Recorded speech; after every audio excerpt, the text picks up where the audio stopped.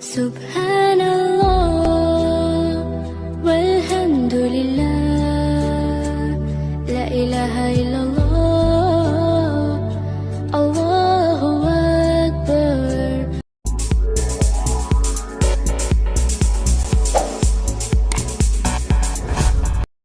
বাচ্চাদের টিফিনের জন্য এগ রোল বানাচ্ছি। এখানে গাজর গ্রেট করে নিয়েছি, ক্যাপসিকাম দিয়ে দিলাম, পেঁয়াজ কুচি, কাঁচামরিচ কুচি, ধনিয়া পাতা কুচি আর এখানে 2টা ডিম দিয়ে দিলাম। পরিমাণ মতো লবণ দিয়ে ফেটিয়ে নিচ্ছি। আসসালামু আলাইকুম, সবাই কেমন আছেন? আশা করছি সবাই খুব ভালো আছেন। আমি আলহামদুলিল্লাহ ভালো আছি। চলে আসলাম আরেকটি নতুন ব্লগ নিয়ে। আশা করছি সবাই একটা লাইক দিয়ে শুরু থেকে শেষ পর্যন্ত দেখবেন। একটি প্যানে আমি কিছুটা বাটার দিয়ে এখান থেকে অর্ধেকটা মিশ্রণ দিয়ে দিলাম, তারপর রুটি দিয়ে ভেজে নিয়েছি। রুটিটা ভাজা হয়ে গেছে। এখন আমি টমেটো সস দিয়ে দিলাম, মোজারেলা চিজ দিয়ে দিলাম, গ্রেট করে নিয়েছি, আর আমার গাছের 2টা লেটুস পাতা দিয়ে দিলাম। তারপর একটা বেকিং পেপারে এভাবে মুড়িয়ে দিলাম, এতে করে বাচ্চাদের খেতে সুবিধা হবে। আমি আরেকটা বানিয়ে নিচ্ছি আমার ছোট ছেলের জন্য।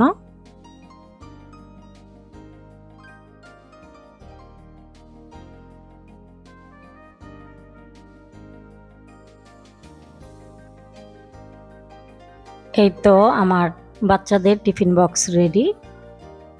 এখন আমরা বের হয়ে গেলাম স্কুলের উদ্দেশ্যে।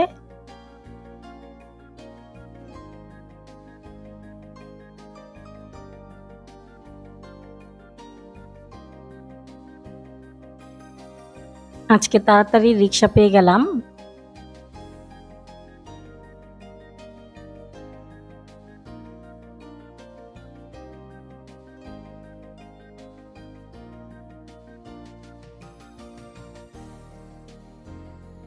ওদেরকে স্কুলে দিয়ে বাসা চলে এসেছি। আসার সময় এগুলো কিনে এনেছি, পেঁয়াজ, আলু, আদা, রসুন আর মুরগি, আর 1 কাঁচি ডিম এনেছি। ডিমগুলোকে ধুয়ে রাখছি।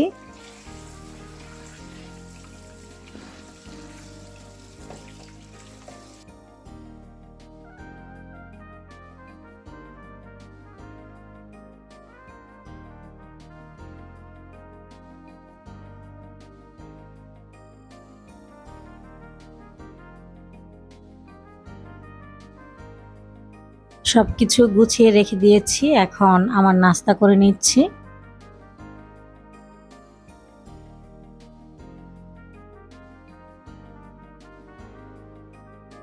এগ রোলটা খুবই মজা হয়েছিল, আলহামদুলিল্লাহ। এখন বেডে বসে বসে চা খাচ্ছি। আজকে শুধু কেনাকাটা করতেছি, আজকে রান্নাবান্না নেই, রান্নাবান্না করা আছে। একটু পরে বাচ্চাদেরকে আনতে যাব স্কুল থেকে। বাচ্চাদেরকে নিয়ে এসেছি আর সাথে কিছু ফলও কিনে এনেছি।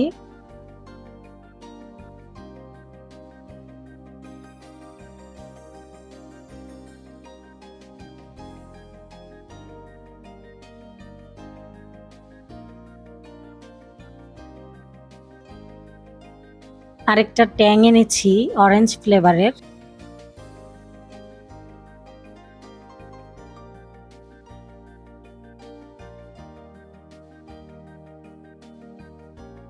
বাইরে খুব সুন্দর ঝলমলে রোদ, আর আমরা এখন স্ট্রবেরি নিয়ে বসেছি। সাথে একটা মশলা বানিয়েছে আমার মেয়ে, লাল মরিচের গুঁড়া, বিট লবণ দিয়ে মিক্স করে। স্ট্রবেরিগুলো ছোট ছোট, কিন্তু খেতে ভালোই লেগেছে, টক মিষ্টি। এখন সন্ধ্যাবেলা নিমকি বানাচ্ছি। এখানে 1/2 কেজি ময়দা, 2 চা চামচ কালো জিরা, পরিমাণ মতো লবণ, 2 টেবিল চামচ সয়াবিন তেল দিয়ে আমি ভালোভাবে মিক্স করে নিব ময়দার সাথে। একটু ডলে ডলে মিক্স করতে হবে। আমি একটু মুঠ করে দেখিয়ে দিচ্ছি কেমন হবে। এখন আমি নর্মাল পানি দিয়ে রুটির মতো করে ডো বানিয়ে নিব। পানি আমি অল্প অল্প করে দিচ্ছি, একবারে সব পানি দিবেন না, এতে করে বেশি সফট হয়ে যেতে পারে। নিমকির জন্য পারফেক্ট খামের হয়ে গেছে। এখন আমি উপর থেকে একটু তেল দিয়ে দিচ্ছি যেন ড্রাই হয়ে না যায়। তারপর 10 মিনিটের জন্য রেস্টে রেখে দিব। 10 মিনিট পর খামিরটা কিছুটা সফট হয়ে এসছে। আমি আরো কিছুক্ষণ ময়ান করে নিয়েছি। এখন পাতলা করে বড় করে রুটি বানিয়ে নিব।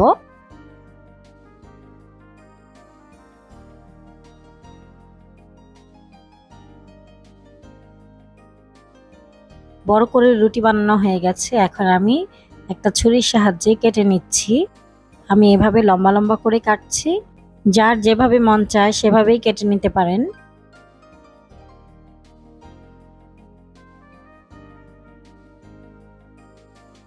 এখন ভেজে নিব। চুলার আঁচটা বেশি বাড়িয়ে রাখা যাবে না, আবার এত কমিয়েও রাখা যাবে না। আস্তে আস্তে করে ভাজতে হবে সুন্দরভাবে। বেশি বাড়িয়ে দিলে উপর থেকে কালার এসে যাবে, ভেতরে কিন্তু কাঁচা থেকে যাবে। এজন্য আমি একটু সময় নিয়ে ভেজেছি। ঠিক এই পর্যায়ে আমি উঠিয়ে নিব। খুব সুন্দর কালার আসছে। এটা নামানোর পরে আরো কিছুটা ডিপ কালার হয়ে যাবে।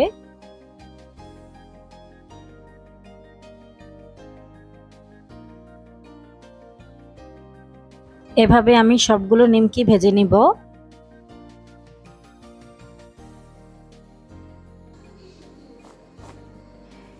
আওয়াজটা শুনে নিশ্চয়ই বুঝতে পেরেছেন কেমন মুচমুচে হয়েছে। নিমকিগুলো যখন একদম ঠান্ডা হয়ে যাবে তখন একটা জারে রেখে দিব।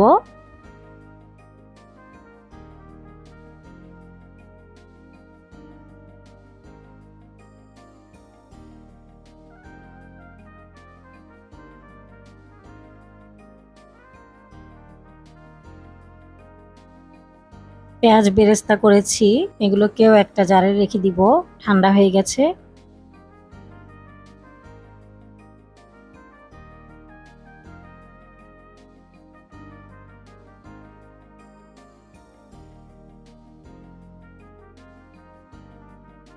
পরের দিন সেহরির জন্য রান্না করছি গরুর কলিজা ভুনা করব। কলিজাগুলোকে আমি ভাপ দিয়ে উপরের যে পাতলা আবরণটা আছে সেটা ফেলে দিয়ে ছোট ছোট টুকরো করে রেখেছি। এখন ভুনা করব। পেঁয়াজটা ভাজার পর এখানে হলুদ, মরিচ, ধনিয়ার গুঁড়া, জিরার গুঁড়া দিয়ে মশলাটাকে কিছুক্ষণ ভেজে পানি দিয়ে দিলাম মশলা কষানোর জন্য। আদা রসুন বাটা দিব। তারপর মশলাটাকে ভালোভাবে কষিয়ে নিব। সাথে আমি গোটা গরম মশলাও দিয়েছি, দারচিনি, এলাচ, লবঙ্গ, তেজপাতা। ঢেঁড়স ভাজি করব। এখানে তেলের উপর ঢেঁড়স, পেঁয়াজ কুচি, কাঁচামরিচ ফালি করে দিয়েছি। চুলার আঁচটা এখন হাই হিটে রাখবো। আর এখন আমি লবণ দিব না। এখন লবণ দিলে ঢেঁড়সে পিছলা ভাব চলে আসবে। আর এইদিকে মশলাটা কষানো হয়ে গেছে। এখন আমি কলিজাগুলো দিয়ে দিচ্ছি। আর এখানে কলিজার সাথে তিল্লিও আছে। আমার কাছে তিল্লি কলিজা মিক্স করে ভুনা করলে বেশি ভালো লাগে। এখন আমি মশলার সাথে কলিজাটা কষাবো ঢেকে দিয়ে। আর এইদিকে ঢেঁড়স ভাজিটা কিন্তু হাই হিটে রেখেছিলাম। এখন চুলার আঁচটা কমিয়ে দিব, ঢেকে দিব।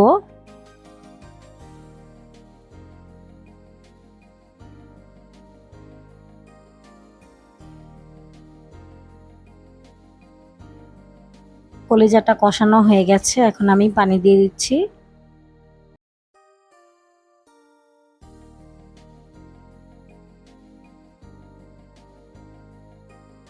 ঢেঁড়স ভাজিতে আমি কিন্তু এখনো লবণ দেইনি, দেখেছেন একটু পিছলা ভাবও কিন্তু হয়নি। এখন আমি লবণ দিলাম। তাহলে আজকের ভিডিওতে আপনারা একটা টিপস পেয়ে গেলেন। ঢেঁড়স ভাজিতে লবণটা পরে দিতে হয়, আর চুলার আঁচটা প্রথম অবস্থায় হাই হিটে রাখতে হয় যেন পিছলা ভাবটা না উঠতে পারে ঢেঁড়স থেকে। এখন আমি একটা বাটিতে তুলে নিচ্ছি। ঢেঁড়সের কালারটা কিন্তু সবুজই আছে। এই তো হয়ে গেল ঢেঁড়স ভাজি। আর এদিকে কলিজা ভুনাটাও কিন্তু হয়ে গেছে। আমি নামানোর আগে কয়েকটা গোটা কাঁচামরিচ আর গরম মশলা গুঁড়া দিয়ে দিলাম।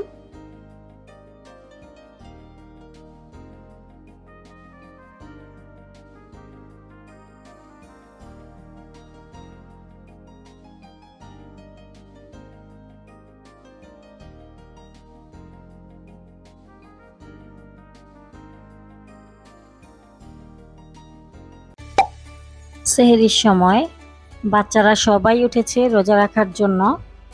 2 ছেলে মেয়ে ওরা খেয়েছে, এখন আমি খাচ্ছি। রুই মাছ ভেজেছিলাম, সাথে একটু ডিম হয়েছিল সেটাও ভেজেছিলাম। আর সাথে আছে গরুর কলিজা ভুনা আর ঢেঁড়স ভাজি আর রাইস কুকারের গরম গরম ভাত। আলহামদুলিল্লাহ। ডাবলি ভেজাচ্ছি। আমাদের খাওয়া দাওয়া শেষ, এখনো আজান দেয়নি। এখানে আমি 1 টেবিল চামচ খাবার সোডা দিয়ে দিলাম। আমি ভেজানোর সময় দিই, সেদ্ধ করার সময় দেই না।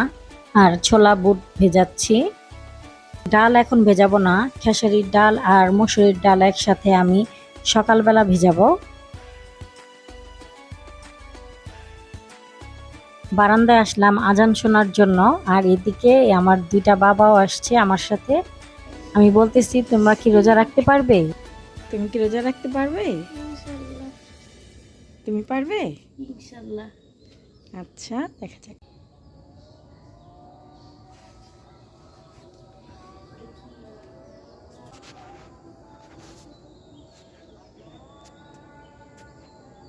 ভিডিওটি ভালো লাগলে প্লিজ একটি লাইক দিবেন।